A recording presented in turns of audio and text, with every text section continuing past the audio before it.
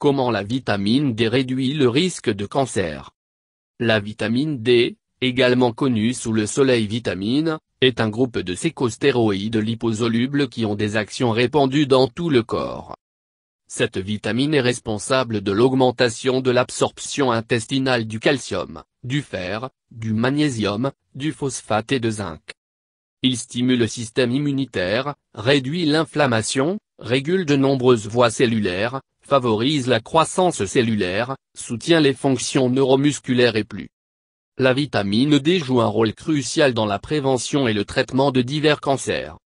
Des niveaux plus élevés de vitamine D, spécifiquement le sérum de 25-hydroxyvitamine D, sont associés à un risque réduit en conséquence du cancer. Maintenir le niveau de vitamine D peut aider à prévenir au moins 16 types différents de cancers, notamment les cancers du sein, du côlon, du poumon, du pancréas, des ovaires, de la prostate et de la vessie. Voici un regard sur le rôle de la vitamine D et de son impact sur les différents types de cancers. Les cancers pour lesquels les données les plus humaines disponibles sont colorectal, du sein, de la prostate et le cancer du pancréas. De nombreuses études épidémiologiques ont montré que l'apport ou les taux sanguins de vitamine D plus élevés sont associés à un risque réduit de cancer colorectal. La vitamine D est le nom donné à un groupe de prohormones liposolubles, substances qui ont généralement peu d'activité hormonale par eux-mêmes, mais que le corps peut se transformer en hormones. La vitamine D aide à l'utilisation du calcium du corps et de phosphore pour faire des os et des dents solides.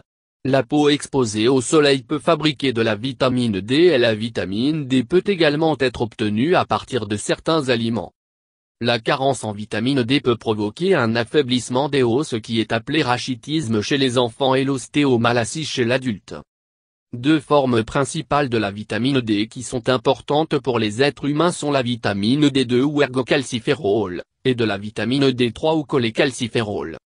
La vitamine D2 est faite naturellement par les plantes, et de la vitamine D3 est produite naturellement par le corps lorsque la peau est exposée à un rayonnement ultraviolet dans la lumière du soleil.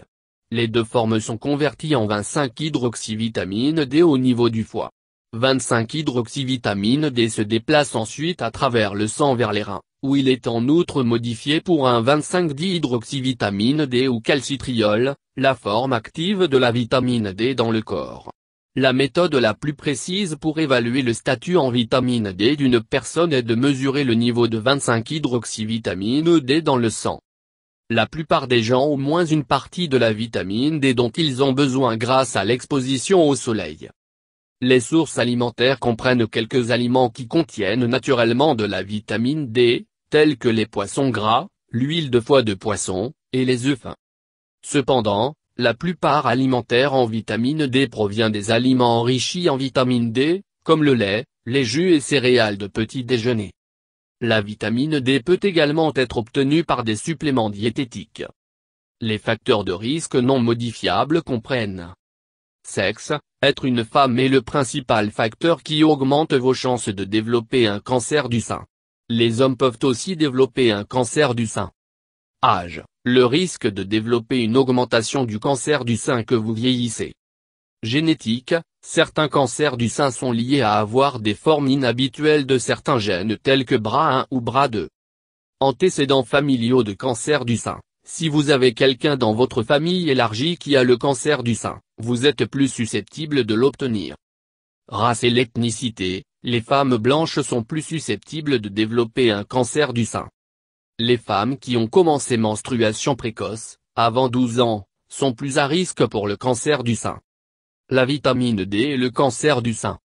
Le cancer du sein est l'un des types les plus communs de cancer diagnostiqués chez les femmes dans le monde entier. L'effet anticancéreux de la vitamine D en raison de sa participation à la régulation de la prolifération cellulaire, la différenciation et l'apoptose dans des cellules normales et malignes du sein. De faibles taux sériques de vitamine D dans les mois précédant le diagnostic peuvent prédire un risque élevé de cancer du sein préménopausique. En fait, le risque est 3 fois plus élevé chez les femmes qui ont des niveaux de D extrêmement faibles de sérum de vitamine. Les patients souffrant d'un cancer du sein avec des niveaux élevés de la vitamine dans le sang sont plus susceptibles de survivre à la maladie que les patients ayant de faibles niveaux. Cela empêche la croissance tumorale et l'empêche de l'expansion de son approvisionnement en sang. Ceci est la raison pour laquelle une meilleure survie chez les patients dont la vitamine D sanguin niveau sont élevés. La vitamine D et le cancer du côlon. Le cancer du côlon, également appelé cancer colorectal ou d'un cancer du côlon, est le troisième cancer le plus commun aux États-Unis. Une quantité adéquate de vitamine D dans le corps peut aider à prévenir et à réduire le risque de ce cancer. La vitamine soleil aide à réguler la croissance cellulaire, lutter contre l'inflammation et empêcher les cellules cancéreuses de se propager. En fait, il a été constaté que le diagnostic de cancer du côlon et les taux de mortalité sont les plus bas dans les États où le rayonnement solaire moyen le plus élevé. La vitamine D peut réduire le risque de cancer du côlon en améliorant la différenciation et l'apoptose et diminuer la prolifération, l'invasivité, le potentiel métastatique, et l'angiogenèse. L'étude note qu'il est encore plus significativement associé à un risque réduit de cancer du rectum. Un groupe de cellules du système immunitaire, les lymphocytes T ou cellules T, qui peut cibler les cellules tumorales et limiter leur croissance.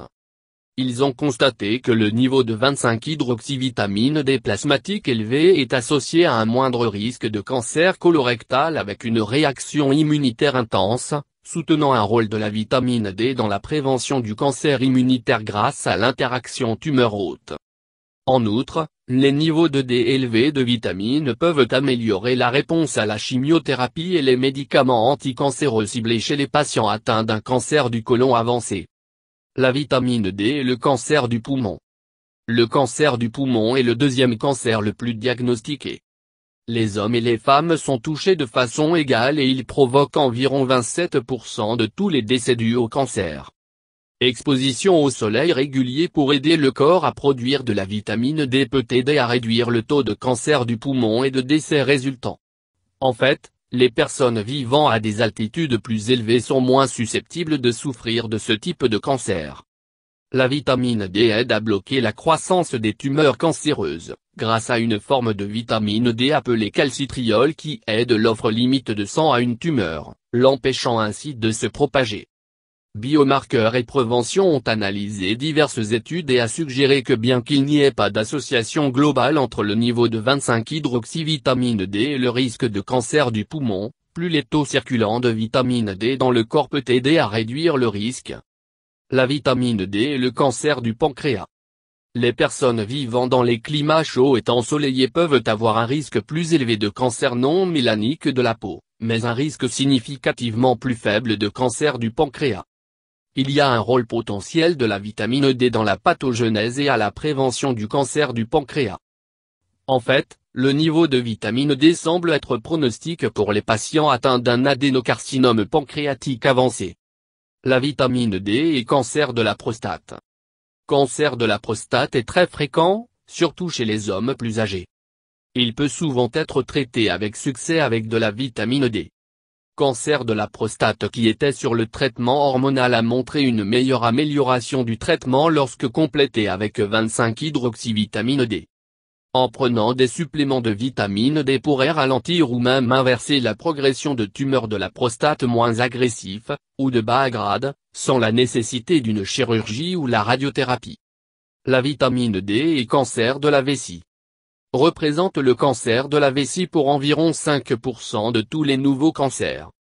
Il est le quatrième cancer le plus fréquent chez les hommes, mais il est moins fréquent chez les femmes. Elle affecte généralement les personnes âgées, même si elle peut survenir à tout âge. Les effets de la vitamine D, calcitriol, le carcinome à cellules transitionnelles de la vessie in vitro et in vivo. Les résultats ont montré que le calcitriol inhibe la prolifération et induit l'apoptose dans les cellules tumorales humaines de la vessie in vitro et peuvent avoir un potentiel thérapeutique dans le cancer de la vessie. Des taux élevés de vitamine D sont efficaces dans la protection contre le cancer de la vessie. Une augmentation de l'apport alimentaire ou supplémentaire de cette vitamine, ou par une augmentation contrôlée de l'exposition au soleil, peut être bénéfique en termes de prévention et de traitement du cancer de la vessie. Conseils supplémentaires. Il est important d'avoir votre taux sérique de vitamine D testé tous les 6 mois. Le taux sérique doit être compris entre 50 et 70 ng/ml pour une santé optimale. La principale source de la vitamine du corps est le soleil. Donc, exposez votre corps à la lumière du soleil tôt le matin pendant 10 à 15 minutes par jour sans protection solaire. Quelques excellentes sources alimentaires de cette vitamine sont le poisson, l'huile de foie de morue, les jaunes d'œufs et les produits laitiers et les produits céréaliers enrichis.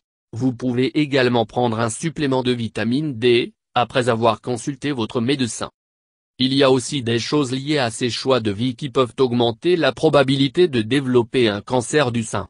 Les facteurs de risque modifiables comprennent grossesse et allaitement. Les femmes qui ne possèdent pas les enfants ou ceux qui ne pas allaiter leurs enfants courent un plus grand risque.